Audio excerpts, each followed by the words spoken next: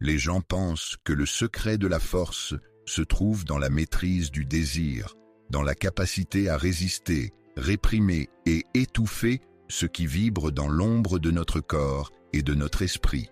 Mais ils se trompent. Christophe André a dit que ceux qui cherchent à se libérer de leurs démons perdent aussi leurs anges. Le véritable pouvoir ne se trouve pas dans le refus du feu, mais dans l'apprentissage de sa direction. Car l'instinct, lorsqu'il est réprimé, se corrompt, mais lorsqu'il est compris, il se transforme en pouvoir créatif. Celui qui comprend sa sensualité n'est pas esclave de celle-ci. Il la maîtrise, transforme l'impulsion en orientation, le besoin en présence, le désir en mouvement. Voilà pourquoi tant de gens échouent en silence. Ils croient que l'autodiscipline équivaut à l'absence de désir, alors qu'en réalité, c'est une union consciente avec celui-ci. La sensualité est l'énergie la plus primitive de l'être humain, la source de la volonté de vivre, et cet instinct qui motive, qui crée, qui construit des empires et détruit les plus faibles. Pourtant, peu s'en aperçoivent, car ce n'est pas seulement une question de sexualité, mais aussi de spiritualité. C'est la force qui réveille le corps et donne un sens à l'âme. Christophe André voyait la luxure comme une porte d'entrée.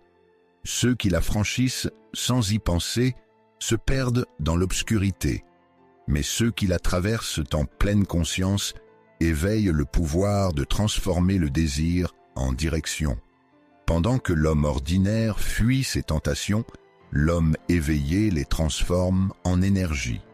Il comprend que chaque impulsion est un message de l'inconscient qui demande à être intégré. C'est facile à voir. L'homme moderne est épuisé parce qu'il s'est fragmenté.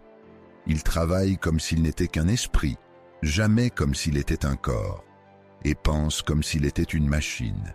Il essaie de séparer ce que la nature a uni, réprime son désir, puis se demande pourquoi il ne ressent plus rien. Mais Christophe André a enseigné que l'élan vital, cette énergie essentielle, ne disparaît pas, elle change simplement de forme. Ce que l'homme refoule dans son corps revient sous forme de faiblesse dans l'âme. Ce que l'on cherche à maîtriser dans son corps influence silencieusement ses pensées, et ce que l'on craint de ressentir finit par guider discrètement ses pas. Ainsi, l'individu qui parvient à utiliser la luxure comme un outil devient inarrêtable. Il ne gaspille pas son énergie dans des impulsions automatiques, ni ne se laisse entraîner dans des situations vides. Il canalise, transforme le besoin en objectif, l'émotion en présence, le plaisir en discipline. Chaque fois qu'un désir se manifeste, il l'observe, le comprend et lui donne une forme. Il ne fuit pas, car il sait que fuir, c'est donner du pouvoir à ce que l'on redoute. L'homme qui maîtrise sa luxure n'est pas froid, il est ardent. Mais ce feu est sous contrôle. Il réalise que la luxure est le même fleuve, qui peut détruire ou fertiliser. Tout dépend de qui tient la barre. Réfléchis-y. Les grands conquérants, artistes et sages de l'histoire partageaient une chose en commun, une intensité presque surhumaine. Ils étaient animés par quelque chose qui les consumait de l'intérieur. Mais au lieu d'être dévorés, ils ont appris à s'en nourrir. Ils ont transformé le désir en création. Jung a appelé cela l'alchimie de la psyché. C'est le processus de transformer l'élan pur en force créative. Quand un homme maîtrise cet art, tout change. Il ne cherche plus à l'extérieur ce qu'il possède déjà. Il n'a plus besoin de prouver quoi que ce soit, car il vit dans un mouvement constant. C'est là que commence le véritable jeu psychologique. La passion, lorsqu'elle est maîtrisée, engendre une présence magnétique. Les gens la ressentent même sans savoir pourquoi. L'énergie sexuelle transformée n'est plus charnelle, mais vitale. Elle se manifeste dans le regard, la posture, le ton de la voix et la manière dont l'homme occupe l'espace. Ce n'est pas une question de séduction, mais d'irradier quelque chose que l'autre reconnaît instinctivement comme du pouvoir, et ce pouvoir découle de l'intégration de l'homme qui a accepté son ombre et l'a transformé en allié. Pendant que beaucoup essaient de contrôler les autres, l'homme conscient maîtrise le champ invisible, l'espace entre les intentions, ressent le moment de te rapprocher, l'instant de te retirer, la pause juste où s'installe le mystère. C'est ça, la sensualité raffinée, l'art de susciter sans toucher, de créer de la tension sans stress, d'allumer le désir chez l'autre parce qu'il est en paix avec lui-même.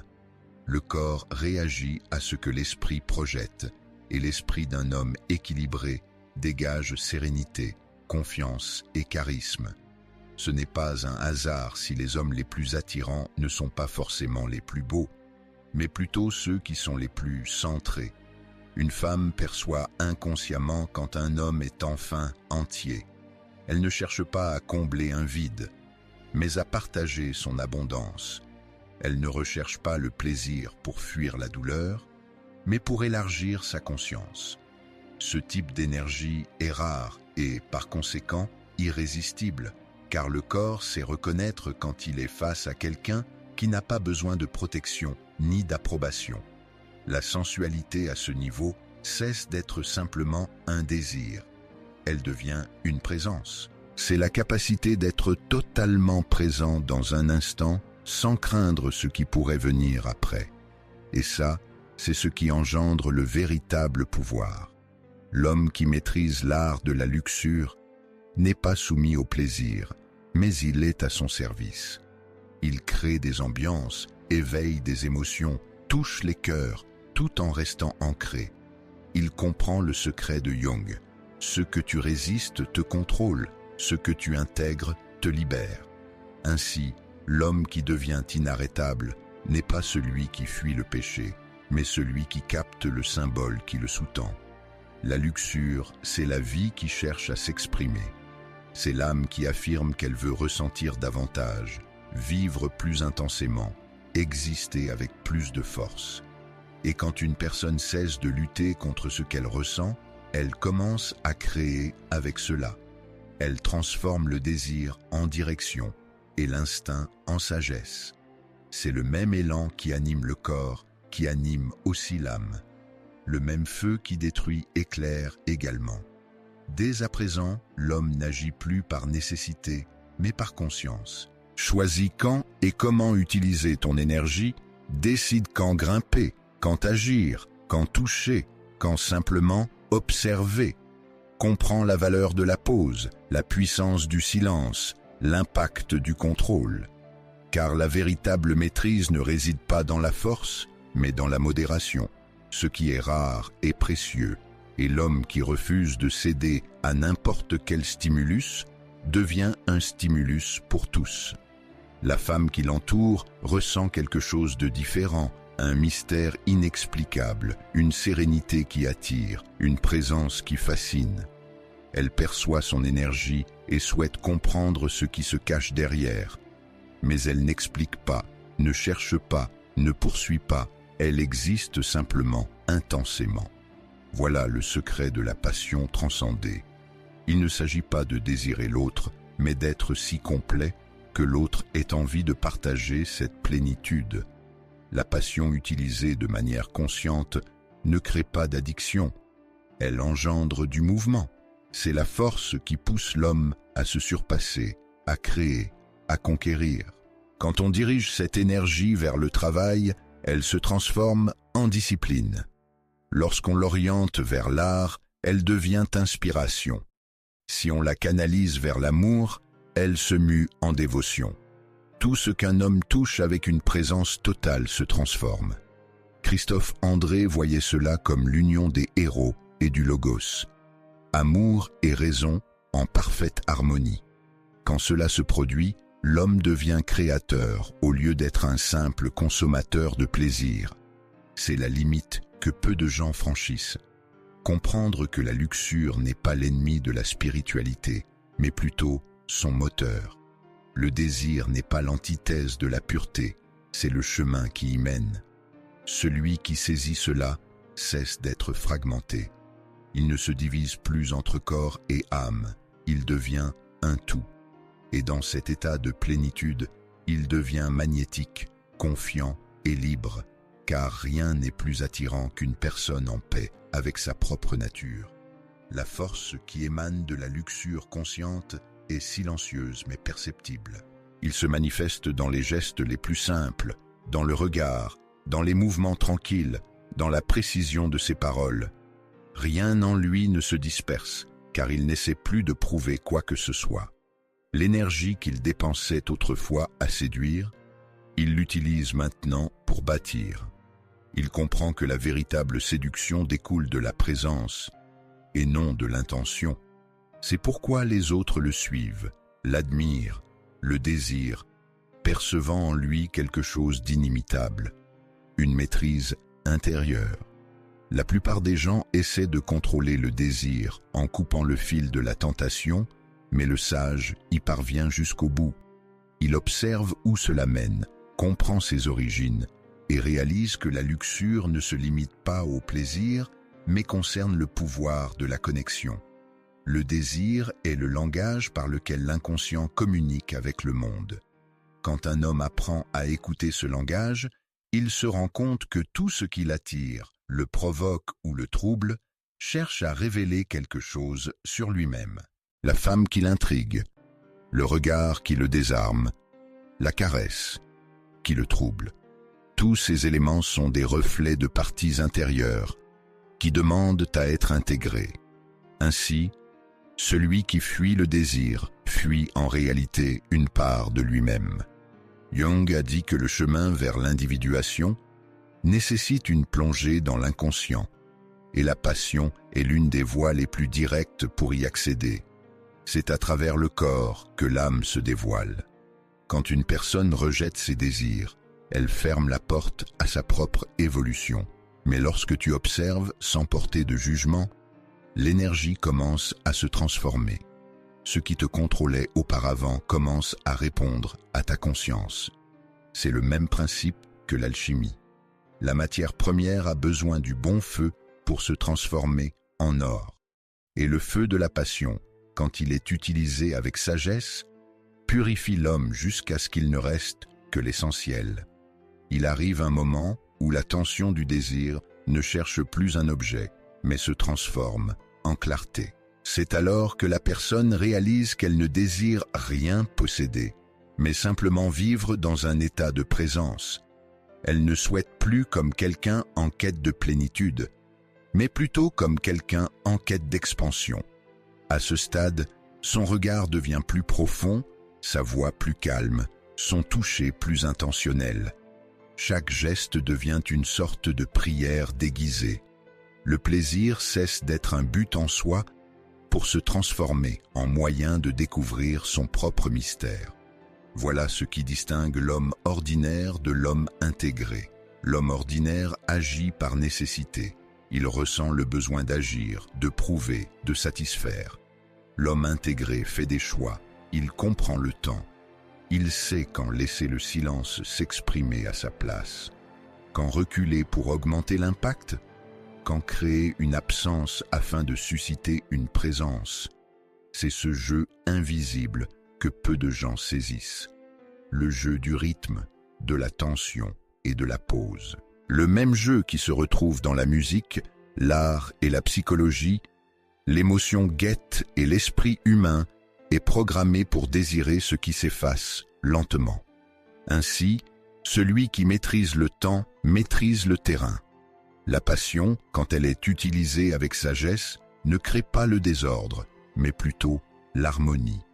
Elle donne à l'homme la capacité de lire l'énergie de son environnement, de percevoir les intentions avant qu'elles ne se manifestent.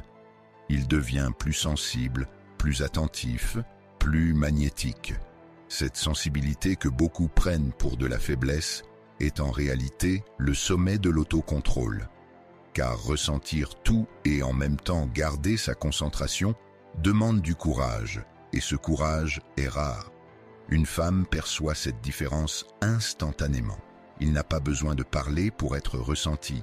Son corps le reconnaît, son subconscient le reconnaît. Mais il y a quelque chose de profond qui doit être compris. La passion qui transforme un homme n'est pas celle qui recherche le plaisir, mais celle qui aspire à la communion. Le toucher cesse d'être simplement physique et devient spirituel. Le plaisir ne se manifeste plus comme une explosion, mais se transforme en une expansion. C'est à ce moment-là que l'homme saisit le véritable sens de la vie. Ressentir pleinement, sans être esclave de ses émotions. Le plaisir qui se libère n'est pas celui du corps, mais celui d'exister pleinement. Ainsi, celui qui maîtrise cette énergie devient imprévisible. Il peut rester silencieux et pourtant être au centre de l'attention. Tu peux t'éloigner et néanmoins être inoubliable. Tu peux observer et avoir un impact plus grand que 1000 mots. Il ne suit pas de schéma, car il a compris que la prévisibilité tue le mystère et que le mystère est le terreau du désir. Jung a dit que l'inconscient est attiré par l'inconnu. C'est pourquoi l'homme prévisible ne suscite jamais l'imagination. Une femme ne tombe pas amoureuse des réponses, mais des questions vivantes. Un homme intègre est une question vivante. L'imprévisibilité dans ce contexte, ce n'est pas de la manipulation, c'est de l'art. C'est l'art de diriger l'énergie avec intention, de créer de petites ruptures dans le schéma pour que l'autre reste attentif. C'est le geste qui rompt la routine émotionnelle, la pause qui suscite l'attente, l'absence qui incite l'imagination à combler le vide. Cette subtilité est le domaine des maîtres, car le pouvoir ne réside pas dans ce qui est visible, mais dans ce qui est suggéré. Ainsi, l'homme qui maîtrise le désir crée une dépendance sensorielle, non pas par excès, mais par rareté. La dépendance sensorielle n'est pas une addiction, c'est une connexion profonde. C'est l'état où l'autre ne cherche plus de stimulation, mais la présence spécifique de celui qui l'a provoqué. Corps, esprit et âme s'harmonisent pour répondre à une seule énergie. C'est pourquoi je disais qu'une véritable relation est l'union de deux entités complètes, et non de deux moitiés. L'homme entier éveille le désir d'être entier chez la femme qui le rencontre. Et c'est ce genre de rencontre qui laisse une empreinte, qui transforme, qui s'inscrit dans l'inconscient. Elle ne recherche pas seulement le plaisir, elle aspire à l'expérience de soi que cela éveille. À ce stade, la luxure cesse d'être un instinct et devient un langage. Le toucher se transforme en message, le regard en invitation, le silence en sanctuaire. L'énergie circule sans hâte et tout ce qui était auparavant banal se métamorphose en rituel. L'homme inarrêtable vit ainsi, dans un état de sacralité perpétuelle. Rien n'est automatique, tout a une intention. Il a compris que le plaisir est la manière dont le corps exprime sa gratitude envers la vie. Et c'est pourquoi il vit avec reconnaissance et intensité. Mais il y a un dernier secret que peu de gens connaissent. L'homme qui utilise la luxure pour devenir inarrêtable ne cherche pas à contrôler les autres. Il cherche à se connaître lui-même à travers eux. Il réalise que chaque attraction est un miroir, que chaque expérience sensorielle révèle une partie de lui-même qui aspire encore à être comprise. On peut ressentir sans se perdre, toucher sans posséder, désirer sans être dépendant, et dans cette maturité, on découvre le véritable sens du pouvoir.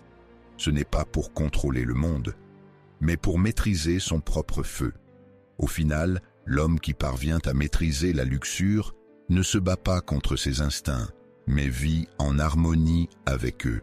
Il transforme chaque impulsion en direction, chaque désir en création, chaque caresse en conscience.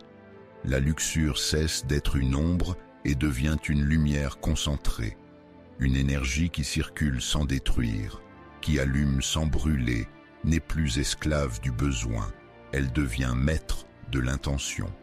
Et c'est à ce moment-là qu'on devient inarrêtable, car sa force n'émane pas de la répression, mais de l'intégration. Une femme ressent, le monde perçoit, et même le destin se plie devant ceux qui maîtrisent leur propre feu. Jung disait que ceux qui regardent vers l'extérieur rêvent, tandis que ceux qui se tournent vers l'intérieur se réveillent. Et c'est exactement ça, la luxure. En la confrontant directement, on réveille ce qui était endormi. L'homme cesse de vivre de manière éclatée et commence à agir comme une force vitale entière et consciente. Il ne fuit pas la vie, il l'embrasse pleinement, et en l'embrassant avec tout son corps et son âme, il devient ce qu'il a toujours été destiné à être, une flamme sous forme humaine.